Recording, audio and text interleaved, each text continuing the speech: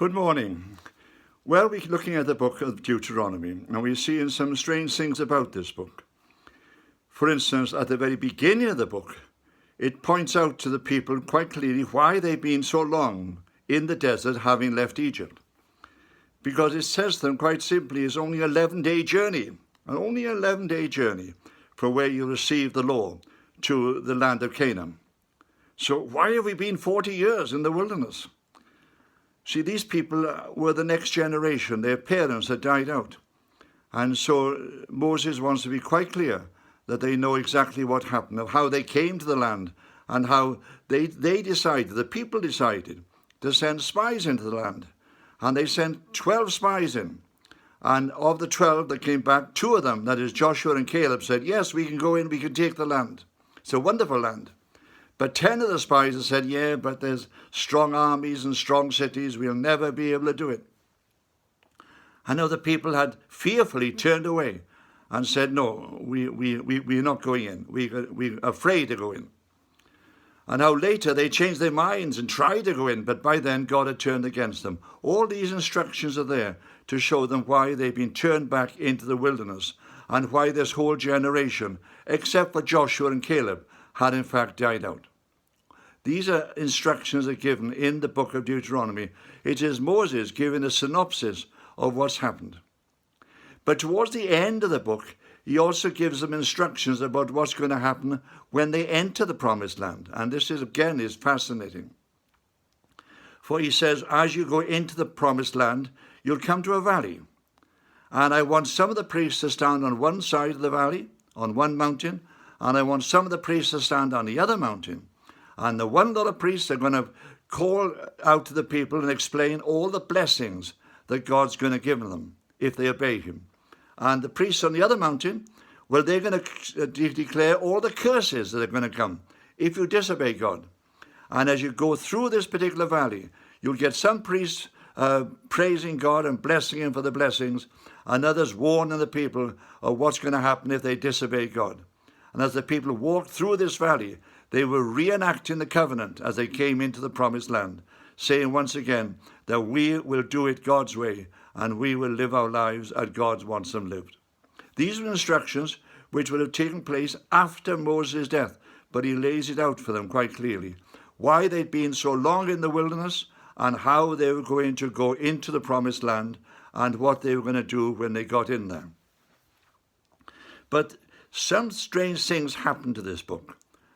Because after Joshua had invaded the promised land and carried out the instructions of Moses, somewhere along the line, this book is in fact misplaced. Yes, this book was misplaced.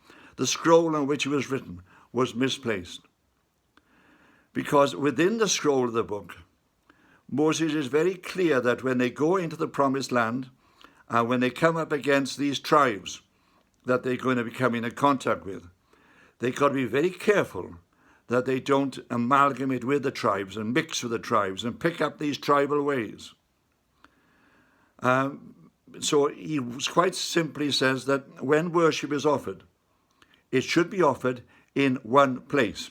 He doesn't say where that place is, but he said it should be offered just in one place. By doing this, you see, he was trying to keep the faith pure so that people wouldn't be setting up shrines in all sorts of different places. But the book seems to be mislaid. And it's only later, and we read about this towards the end of the second book of Kings, a king came to the throne called Josiah, a good king. And he wanted the temple renovated in Jerusalem. And as they renovated the temple, they found this particular scroll. And they brought it to him and they said, look, we found this scroll in the temple. And as he read it, he began to realize that they'd been going wrong. Because the different tribes have been setting up different places for worship around the countryside. And he says, all those high places are got to be set down. We must concentrate the worship of God on one place, because this is the only way we're going to keep the faith pure, and we're not going to be contaminated by these races around us. So as you read this account in the second book of Kings of Josiah doing this, you find that this becomes really central to the Jewish faith, that in fact sacrifice should only be offered in one place. Or they could slaughter their animals for eating. They could do it anywhere.